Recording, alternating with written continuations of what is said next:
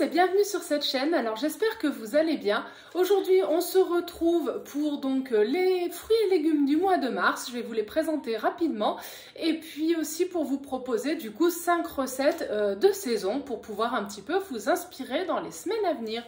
Voilà, donc j'espère que vous entendrez pas trop le bruit des voisins et de la chienne parce que là c'est un petit peu concours à qui fera le plus de bruit. Donc on commence tout de suite avec un petit rappel. Donc au mois de février, nous avions ces fruits et légumes là. Et donc on peut dire au revoir aux panais, aux cressons, aux oignons et aux courges. Après bien entendu ce sont des légumes qui peuvent se conserver pour les oignons et les courges, mais bon globalement donc on arrive sur la fin de la saison, on va partir sur d'autres choses, notamment donc au mois de mars qui arrive. Alors ce sont les artichauts et j'adore ça, donc je suis trop contente. D'ailleurs j'ai vu un reportage il n'y a pas longtemps sur la 5, je ne sais pas si vous l'avez vu, où ils expliquaient un petit peu les différentes façons de cuisiner les artichauts et de les cultiver en fonction des pays, et qu'il y avait beaucoup d'artichauts qui venaient d'Égypte. Et qu'en Italie, ils avaient une production d'artichauts où ils mangeaient même les feuilles et ils étaient très étonnés que nous, on ne consomme pas les feuilles des artichauts. Donc j'ai trouvé ça très intéressant.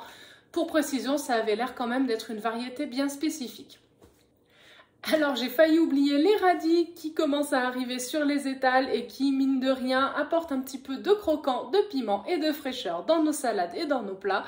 Alors vous allez voir, je ne sais pas si c'est l'arrivée du printemps ce mois-ci, mais j'ai vraiment eu des envies de repas un peu estivaux, un peu légers, un peu frais, un peu pique-nique aussi, mais de toute manière toujours en utilisant donc les légumes de saison, vous allez voir. J'ai essayé de vous trouver des choses un petit peu originales.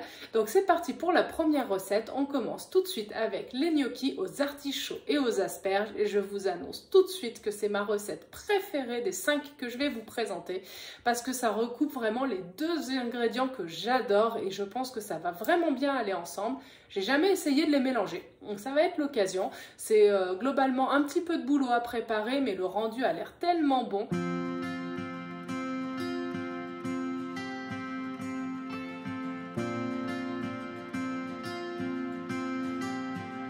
Donc comme d'habitude, les photos que vous voyez ici sont issues des recettes dont vous trouverez les liens en description pour pouvoir aller les faire si vous le souhaitez. Et on continue tout de suite avec la deuxième recette. Alors, en deuxième recette, plutôt pour une salade du soir, du coup, je vous propose une salade de mâche au topinambour rôti. Alors, le topinambour, si je ne dis pas de bêtises, ce sont ceux qui ont un petit peu justement ce goût d'artichaut. Donc, je me suis dit, allez, on reste dans la thématique. En tout cas, c'est un légume de saison, donc n'hésitez pas. Et puis, pour le soir, je trouve ça léger ou à emporter pour un pique-nique avec les journées qu'on a. Je pense que ça s'y prête tout à fait.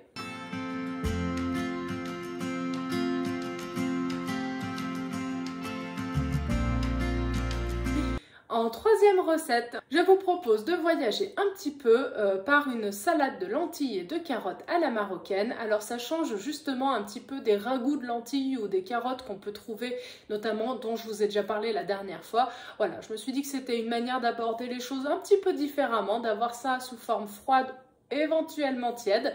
Donc comme d'habitude, voilà, vous avez la recette juste en dessous.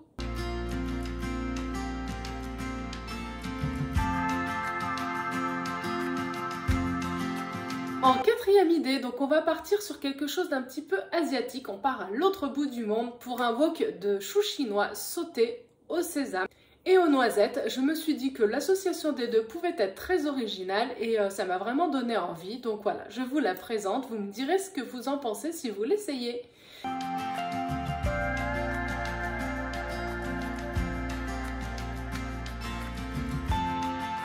Et en dernière idée, toujours sur le thème un petit peu du pique-nique ou en tout cas des repas tranquilles, je vous propose un cake aux épinards et aux graines. Alors il m'a semblé tellement original dans sa présentation que je ne pouvais pas passer à côté de vous le présenter. Et donc vous pouvez l'accompagner d'un peu de salade, de choses comme ça remplace un petit peu une quiche, c'est relativement nourrissant, donc je trouve ça très intéressant.